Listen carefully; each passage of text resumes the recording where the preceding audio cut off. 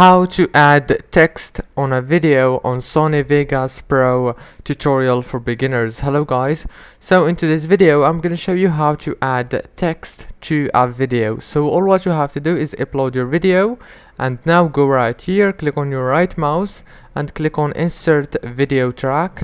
Now go to the top and click again on your right mouse and click on insert text media. Now all what you have to do is write your text, for example how to media, and you can manage the size from here, and here you go. You can also change the text font, the size like this, the color, and many other options. If this video was helpful, please don't forget to like, subscribe, and thank you so much for watching this video until the very end. See you later.